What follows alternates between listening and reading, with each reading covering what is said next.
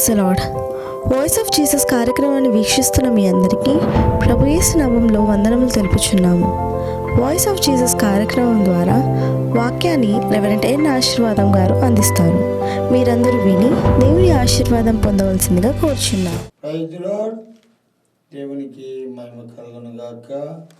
ప్రియమైన నా దేవుని పిల్లారా, చూస్తున్న మీ అందరికి కూడా, వింటున్న మీ అందరికీ యేసు నామములో వందనాలు.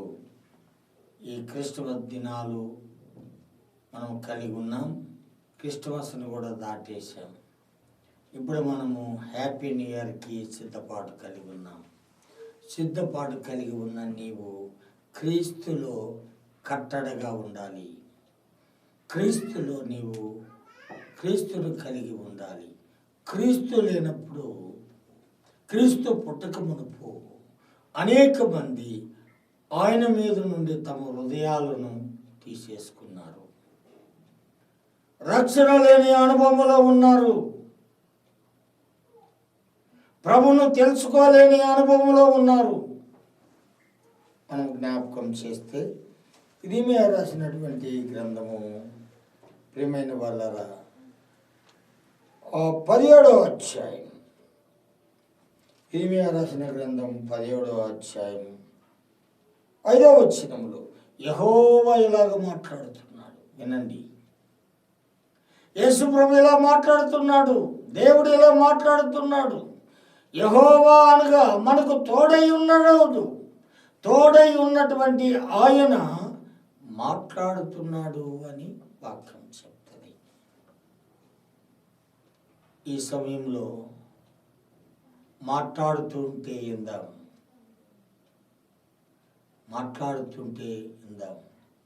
ప్రియమైన వాళ్ళారా, చూడండి. 17వ అధ్యాయము 5వ వచనములో యెహోవా ఇలాగ సెలవిస్తున్నాడు.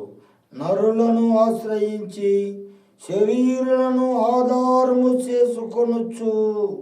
ఏంటంటే మనుషులను ఆధారము చేసుకున్నారు. మనుషులను వారు ప్రియమైన వాళ్ళరా ఆశ్రయిస్తున్నారట. దేవుణ్ణి కాదు. దేవుడే చెప్తున్నాడు ఈ మాట. ఆనాడు ప్రజలు నరులను ఆశ్రయిస్తున్నాడు. ఆనాడు ప్రజలు శరీరముతో ఉన్న వారిని ఆశ్రయిస్తున్నారు. ఆ శరీరముతో ఉన్న వారిని ఆధారము చేసుకొనొచ్చు.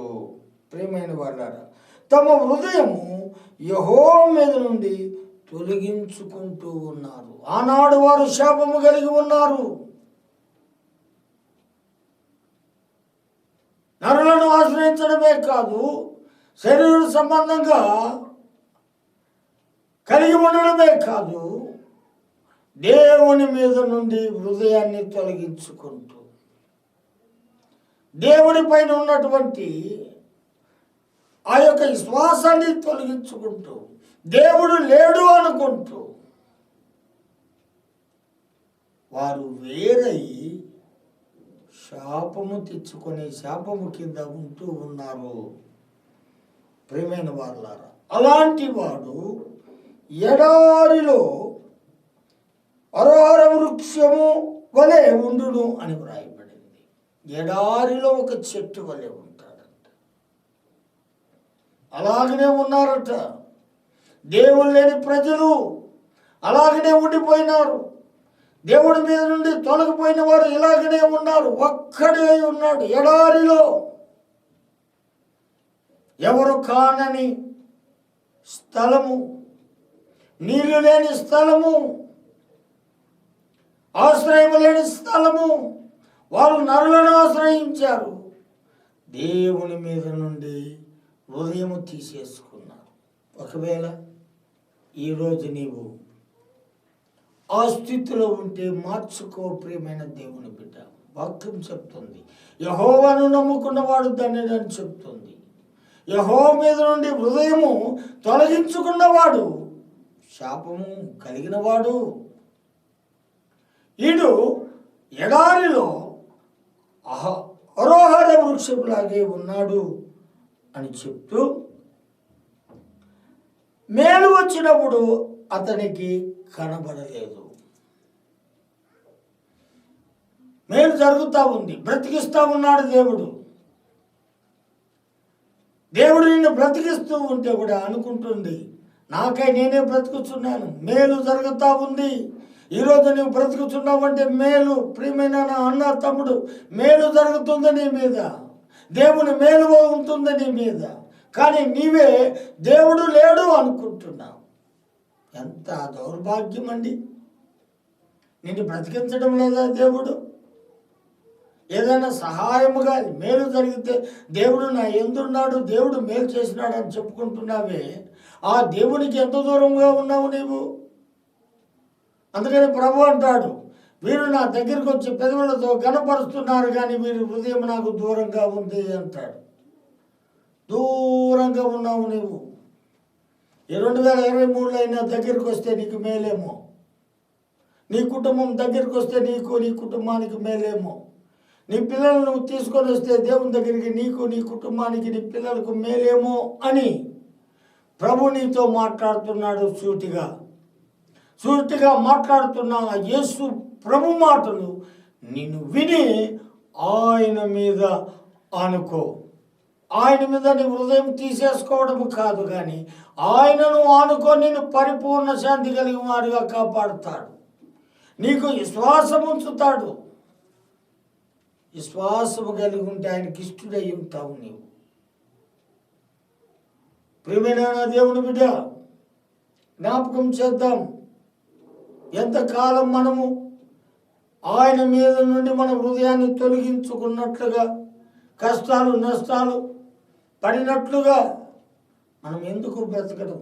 అందుకనే అలాంటి వాడట ఎడారిలో ఒక చెట్టులాగా ఉంటాడట. రెండవది, మేలు జరిగినా తనకు కనబడదట. వాడు అడవిలో కాలిన నేలయందు, నిర్జనమైన చవిటి భూమి ఎందును నివాసము చేయును. ఎలాంటి వాడు? శాపానికి గురైన వాడు, దేవునికి దూరమైన వాడు, తన చెడు కార్యములు కలిగిన వాడు, లోకమే నా దేవుడు అనుకొని, తిండే నా దేవుడు అనుకొని, చెడతనమే నా దేవుడు అనుకొని తిరిగే ప్రతి వాడికి ఇక్కడ 2 విధాలుగా చెప్తున్నాడు. మొదటిది, కాలిన నేలయందు, అడవిలో కాలిన నేలయందు ఉండేవాడుగా, అరణ్యములో ఒక్కడే, అడవిలో ఒక్కడే, ఎవరు లేని చోటన ఉండేవాడుగా. రెండవది, నిర్జనమైన, కాల్చివేయబడిన, ఫలము పండని, పంట పండని, నిర్జనమైన, తీసివేసిన, కాల్చివేయబడిన సవటి భూమి యందు నివాసము చేస్తున్నాడు. దేవునికి దూరముగా ఉండేవాడు పండడు, ఫలమీయడు అట. బండ పండదండి, కొండ ఫలమీదండి.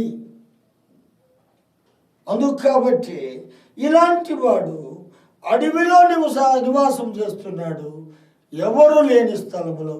రెండవది, పండని స్థలములో, సంతోషము లేని స్థలములో, సంతోషము లేని ఇంటిలో, ఒంటరిగా, ఎవరు ఆదరించని వాడిగా, ఎవడు కూడా దగ్గరికి తీలేని వాడిగా మిగిలిపోతాడు అని వాక్యము చెప్తా ఉంది. ప్రియమైన వాళ్ళారా, అందుకే ఇక్కడ వ్రాయబడిన మాట, యెహోవాను నమ్ముకున్నవాడు ధన్యుడు, యెహోవా వానికి ఆశ్రయముగా ఉండును. అందుకే నమ్ముకోని వాని కొరకు, విసర్జించబడిన వాని కొరకు, ఒంటరిగా ఉన్న వాని కొరకు, దిక్కులేని వాని కొరకు, పాపముతో కట్టబేయబడిన వాని కొరకు, దురాత్మల చేతుల్లో చిక్కబడిన వాని కొరకు, పాపములు దోషములు మోకులతో బిగించబడిన వాని కొరకు 2023 సంవత్సరాల కిందట మహోన్నతుడైన సర్వోన్నత స్థలములో నివాసము చేసిన ఆ యేసు ప్రభువు నీ కోసము నా కోసం బెత్లెహేమ గ్రామంలో జన్మించినాడు. జన్మించిన తర్వాత ఆయన మానవులకు చెప్పిన వర్తమానం ఏంటి అంటే, మానవులకు ఇచ్చిన సందేశము ఏంటి అంటే, దూరముగా పడి ఉన్న, సంతోషము లేకుండా ఉన్న, ఆనందము లేకుండా ఉన్న అటువంటి వారికి ఒక సందేశమును ఇచ్చాడు భక్తుని ద్వారా. ప్రియమైన నా దేవుని బిడ్డలారా, ఎఫెసీయులకు రాసినటువంటి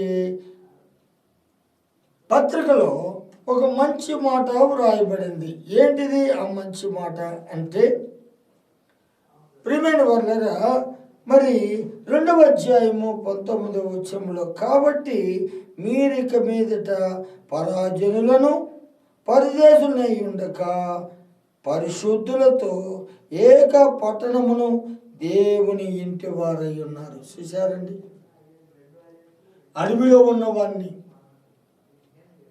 ఎడారిలో ఉన్నవాన్ని, సవిటి భూమిలో ఉన్నవాన్ని ప్రభు సందేశం, ప్రభు వచ్చిన తర్వాత, జన్మించిన తర్వాత ప్రభు సందేశమును వారికి ఇస్తూ ఉన్న ఈ రోజున నీవు ఒకవేళ దూరంగా ఉండి ఈ క్రిస్మస్ దినాలలో ఒకవేళ నువ్వు ప్రభు అంటున్నాడు, నువ్వు పరాయి జనము కాదు, నువ్వు పరదేశులై ఉండొద్దు.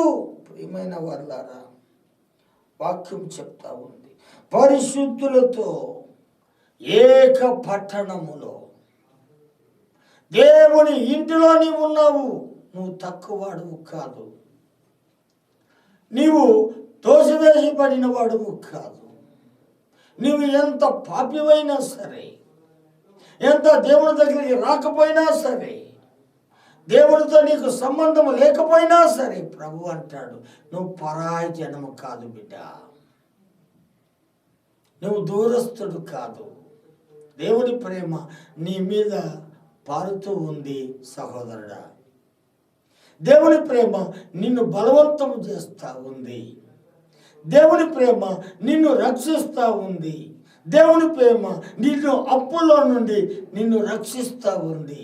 దేవుని ప్రేమ నీ కష్టములో, నీ అపాయము కలిగిన ఆ దినమున ఆయన బ్రతికిస్తూ ఉన్నాడు. నిందలున్నాయి నీ మీద, ఎలా తొలగించుకోవాలి నింద అనుకుంటున్నావు? యేసు ప్రేమ నీ మీద పారుతూ ఉంది, నేను బలవంతం చేస్తుంది. బిడ్డా, ఇప్పుడైనా ఎడారిలో ఉన్నావు, దుఃఖపడ్డావు. ఇప్పుడైనా ఎడారిలో ఉన్నావు, ఏమి నాకు లేదనుకుంటున్నావు. ఇప్పుడైనా సౌటి భూమిలో ఉన్నావు, నా చేత కాదు, నేను చేతగాని వాడిని అనుకుంటున్నావేమో. ఇప్పుడే మనకు రైట్ నౌ, ఇప్పుడే ప్రభు ప్రేమ నిన్ను పిలుస్తూ ఉంది. ప్రియమైన దేవుని బిడ్డ, నువ్వు పరాయి జనము కాదు, పరదేశులై ఉండొద్దు. పరిశుద్ధులతో, నా పిల్లలతో, నా ఒక పట్టణములో, నా ఇంటిలో ఉన్నటువంటి వారు మీరు. ప్రియమైన దేవుని బిడ్డ, ఇంటిలో నువ్వు కుమారుడిగా ఉంటే నీకు అన్ని అధికారాలే. కుమారుడిగా ఉంటే అంత సంతోషమే. నీవు పరాయి జనముగా ఉంటేనే ఇబ్బంది పాలు. పేదవారి యొక్క పంచడం ఉంటేనే నీకు ఇబ్బంది పాలు. వేరేవారి ఇంటిలో ఉంటేనే నీ కష్టాలు. వేరేవారిని నమ్ముకుంటేనే నీకు కష్టాలు, వేదన, దుఃఖము. నీ తండ్రి ఇంట్లో ఉండు ప్రియమైన నా దేవుని బిడ్డ. నీ తండ్రి ఇంటిలో నువ్వు ఉంటే ఏకంగా ఆ పట్టణములో నీవు వారసుడిగా ఉంటావు. ఆ పట్టణములో నువ్వు పరిశుద్ధుడిగా ఉంటావు, నువ్వు నీతిమంతుడిగా ఉంటావు. నీ తండ్రి చేతి నుండి, నీ తండ్రి చేతి నీళ్ళలో నుండి నువ్వు పోతే నీకు అగసాట్లు కుమారుడా. ఓ నా ప్రియమైన బిడ్డ, నా బలిష్టమైన చేతుల కిందకి రమ్మని ప్రభు పిలుస్తాడు. తండ్రి చేతుల కింద ఉన్నప్పుడే, నీ ఇంటిలో నువ్వు ఉన్నప్పుడే నీకు అధికారం. వేరే వాళ్ళ ఇంటిలో ఉంటే నీకు అధికారం లేదు. వాళ్ళ కింద నువ్వు బానిసవే. యేసుప్రభు చెప్తున్నాడు, నువ్వు పరాయివాడు కాదు, పరాయివాడు కాదని వాక్యం చెప్తుంది. అందుకు కాబట్టి క్రీస్తు యేసే ముఖ్యమైన మూలరాయి ఉండగా అపోస్తులు ప్రవక్తలు వేసిన పునాది మీద మీరు కట్టబడి ఉన్నారు. యేసు క్రీస్తు ముఖ్యమైన మూలరాయి అయి ఉన్నాడు. ఈరోజు ఇంటిలో ఉన్న నీవు క్రీస్తు మూలరాయి అయి ఉన్నాడని తెలుసుకొని, ప్రియమైన వారులారా, అపోస్తులు ప్రవక్తలు వేసిన పునాది మీద మీరు కట్టబడి ఉన్నారు. ఈ రోజున దేవుని మాటలు, ప్రభు చెప్పినటువంటి మాటలు, ప్రవక్తలు అపోస్తులు చెప్పినటువంటి మాటల మీద, ఆ క్రీస్తు మాటల మీద, క్రీస్తులో మనం కట్టబడి ఉన్నాం. పరాయోళ్ళము కాదు, పరాయోళ్ళు కాదండి. నువ్వు కట్టబడి ఉన్నావు. ప్రతి కట్టడము ఆయనలో చక్కగా అమర్చబడి, నువ్వు కట్టడముగా ఉన్నప్పుడు ఆయన నిన్ను చక్కగా అమరుస్తాడు. తన యొక్క ఆలయములో, తన యొక్క మహిమాలయములో, ఆ యొక్క పరలోకపు ఆలయములో నిన్ను కట్టడగా ఉంచుతాడు, నిన్ను కట్టడగా చేస్తాడు. నువ్వు ఎప్పుడైతే, ప్రియమైన నా దేవుని బిడ్డ, జ్ఞాపకం చేద్దాం. అందుకే వ్రాయబడింది, ప్రతి కట్టడను ఆయనలో చక్కగా అమర్చబడి ప్రభునందు పరిశుద్ధమైన దేవాలయమునకు వృద్ధి పొంది ఉన్నది. ఆ ప్రభునందు ఆ మహిమాలయము కట్టడానికి ఇక్కడ వ్రాయబడినటువంటి మాట వృద్ధి పొంది ఉన్నది అని వ్రాయబడింది. వృద్ధి, అభివృద్ధి. నీవు నేను ఆయనలో కట్టబడడానికి మనందరము కూడా అభివృద్ధి పొందాలి. అభివృద్ధి పొందడమే కాదు కానీ ఆయనలో మీరు కూడా ఆత్మ మూలంగా దేవునికి నివాస స్థలమై ఉండుటకు కట్టబడి ఉన్నారు. ఆయనలో నివాస స్థలముగా ఉండడానికి మనము కట్టబడి ఉన్నాం. ఎందుకో తెలుసా? దేవుడు చేసిన ఇల్లు మనలో ఆయన ఉండడానికి ఆయన స్థలముగా చేసుకున్నాడు. నీవు నేను చేసినటువంటి ఈ కట్టడంలో ఆయన నివాసము చేయడు. ఆయన కట్టుకున్న నిన్ను నీలో నివాస స్థలముగా నిన్ను కట్టడగా ఉంచాడు. ఆయన మట్టపు గుండుతో నిన్ను చక్కగా అమర్చినాడు.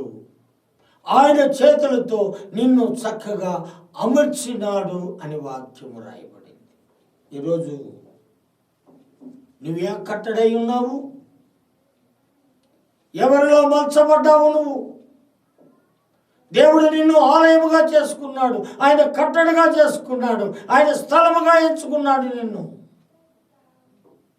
ఆయన స్థలమైన నువ్వు ఎవరికి ఇచ్చినావు నీ యొక్క కట్టడను? ఎవరి చేతిలో పెట్టినావు నీ కట్టడను? ఏ విధంగా జీవిస్తున్నావు నీవు? నీ కుటుంబం ఏ విధంగా జీవిస్తుంది? ఎవరి చేతుల్లో ఉన్నావు నీవు? ఆలోచన చేద్దాం ప్రియమైన వాళ్ళరా. అందుకు కాబట్టి పేతురు రాసిన పత్రికలో నేను ఒక మంచి మాటను జ్ఞాపకం చేస్తానండి. పేతురు రాసిన మొదటి పత్రిక 2వ అధ్యాయము 5వ వచనములో, యేసుక్రీస్తు ద్వారా దేవునికి అనుకూలమగు ఆత్మ సంబంధమైన బలులు అర్పించుటకు పరిశుద్ధ యాజకులుగా ఉండునట్లు. ప్రియమైన వాళ్ళారా, దేవునికి అనుకూలమగు ఆత్మ సంబంధమైన బలులు అర్పించుటకు యాజకులుగా ఉండునట్లు మీరును సజీవమైన రాళ్ళ వలె ఉండి ఆత్మ సంబంధమైన మందిరముగా కట్టబడుచున్నారు. చూశారండి ప్రియమైన వాళ్ళారా, ఆత్మ సంబంధమైన మందిరము కట్టడానికి, కనిపించని మహా ఆలయమును కట్టడానికి మనమందరం కూడా సజీవమైన రాళ్ళంటే, నువ్వు ఎలాంటి వాడు అంటే దేవుని ఇంటిలో ఉన్నటువంటి వాడు, దేవుని చేత కట్టబడిన వాడు. నువ్వు అంత తేలిగ్గా లేవు. నువ్వు ఈరోజు పేతురు చెప్తున్నాడు, నువ్వు సజీవమైన రాయి, నువ్వు జీవము కలిగిన రాయి. నువ్వు ఆ యొక్క దేవుని ఆలయమును కట్టడానికి, ప్రేమైన నా దేవుని బిడ్డ, ఆత్మ సంబంధమైన మందిరము కట్టబడడానికి నువ్వు సజీవమైన రాయిగా ఉన్నావు. ఆత్మ సంబంధమైనటువంటి ఆ మందిరములో కట్టబడడానికి నువ్వు ఒక పని ముట్టుగా ఉన్నావు, ఒక రాయిగా ఉన్నావు, ఒక కట్టడగా ఉన్నావు. అయితే ఈరోజు కట్టడగా ఉన్న నీవు, ఆ కట్టడలో ఒక పనిముట్టుగా ఉన్న నీవు, ఆ దేవుని ఇంటిలో ఉన్నటువంటి నీవు, పరిశుద్ధుల గుంపులో ఉన్నటువంటి నీవు, దేవుని నివాసముగా ఉన్న నీవు, కట్టడముగా ఎంచుకున్న నీవు ఈ 2023 26 తారీఖులో ఎలా ఉన్నావు? డిసెంబర్ 26లో ఎలా ఉన్నావు? కట్టడిగా ఉంటున్నావా? ఆత్మ సంబంధమైన ఆలయం కట్టడానికి సిద్ధపడ్డావా? ఒక్కసారి జ్ఞాపకం చేసుకో. రేపు సమయం నీది కాదు మిత్రమా. ఈరోజు వరకే బ్రతికిన, ఇప్పటి వరకే మనం. ఇంకొంచెప్పటికి ఏమవుతాం మనకు తెలియదు. అయితే ఆత్మ సంబంధమైన మందిరంలో నువ్వు ఒక రాయిగా ఉండవలసిన నీవు ఏ అలవాటులో ఉన్నావు? ఏ దుర్మార్గ పనిలో ఉన్నావు? ఏ ఉత్కృష్ట బ్రతుకులో ఉన్నావు? ఏ పాపిష్ట పని చేస్తున్నావు? నీ కండలు, నీ కాళ్ళు ఎక్కడ తిరుగుతున్నాయి? ఏ అలవాటులో ఎక్కడ నిలబడ్డావు? అందరూ అసహించుకునే చోట ఉన్నావా? నువ్వు దేవుడు ఏర్పరచుకునే చోట ఉంటున్నావా? జ్ఞాపకం చేసుకో ప్రియమైన దేవుని బిడ్డ, జ్ఞాపకం చేసుకుందాం. మనం గొప్ప దేవుడు మనతో మాట్లాడుతున్నాడు. నీవు సజీవమైన రాయివు. అయితే నువ్వు ఇప్పుడు ఎక్కడున్నావో చూసుకొని మలుచుకో. ఆయన మలచబడితే నువ్వు ఆయన ఆ యొక్క మందిరములు కట్టబడతావు. ఏలైనగా ఇదిగో నేను ముఖ్యమును ఏర్పరచబడినది అమూల్యమగు మూలరాతిని సియోనులో స్థాపించి ఉన్నాను. ఆయన యందు విశ్వాసముంచువాడు ఏమాత్రమును సిగ్గుపడడు. సియోనులో ఒక మూలరాయిగా ఎంచబడిన యేసుక్రీస్తు నిలబడి ఉన్నాడు. ఆయనలో విశ్వాసముంచువాడు ఎంత మాత్రము సిగ్గుపడడు అని వాక్యము చెప్తుంది. ఆయనలో నువ్వు ఉంటే, సజీవముగా ఉంటే, ఆయన ఇంటిలో ఉంటే, పరిశుద్ధుల గుంపులో ఉంటే, పరాయ జనము కాకుండా ఉంటే, పరదేశులు కాకుండా ఉంటే, యేసుక్రీస్తు నా నమ్మదగిన దేవుడని నువ్వు నిలబడితే సిగ్గుపడవని వాక్యం చెప్తుంది. ఈ లోకములో ఎవరినైతే యేసు ప్రభువును ఒప్పుకుంటాడో పరలోకములో దేవదూతల ఎదుట, దేవుని ఎదుట ఆయన నిన్ను ఒప్పుకుంటాడు. నువ్వు సజీవమైన రాయే కానీ ఎడారిలో ఉన్న అరోహర చెట్టువు కాదు. ఈరోజు నీవు ఆయనలో ఉన్నావు. మార్చుకొని మనసు యేసుక్రీస్తులో జీవించు. గొప్ప ఆ పరలోకపు ఆలయములో ఒక సజీవమైన రాయిగా ఉంటే నీకు ఎంతో మేలు కదా. ప్రార్థన చేద్దామా? పరిశుద్ధుడు అయిన మా తండ్రి యేసయ్య, నీకు వందనాలు. ఈ సమయంలో నేను బట్టి ప్రార్థిస్తున్నాం. గొప్ప కార్యములు చేయండి. సజీవరాలుగా మేము ఉండడానికి ఆ మహాపట్టణములు, ఆ ఏక పట్టణములు, ఆ పరిశుద్ధుల పట్టణములు మేము నీ ఇంటి వారుగా ఉండడానికి గొప్ప నాయన సహాయము చేయమని యేసునామములో ప్రార్థించి వేడుచున్నాము తండ్రి. ఆమేన్. పరమ తండ్రి ప్రేమయు, యేసుక్రీస్తు కృపయు, పరిశుద్ధాత్మ అన్యోన్య సహవాసం ఇప్పుడు ఎల్లప్పుడూ చూస్తున్న వారికి వింటున్న వారికి దేవుని కృప సదాకాలము కలిగి ఉండును గాక. ఆమేన్. ఇంతవరకు వాయిస్ ఆఫ్ జీసస్ అనే కార్యక్రమం ద్వారా అందించబడిన వర్తమానాన్ని మీరు విని ఆశీర్వాదం పొంది ఉన్నారని నమ్ముచున్నాము. ప్రార్థన అవసరాల కొరకు కింద ఇవ్వబడిన నంబర్కు కాల్ చేయవలసిందిగా కోరుచున్నాము. దైవజనులు మీ కొరకు ప్రార్థిస్తారు. మా address voice of Jesus ministries, MM colony, Adoni, Kurnool district.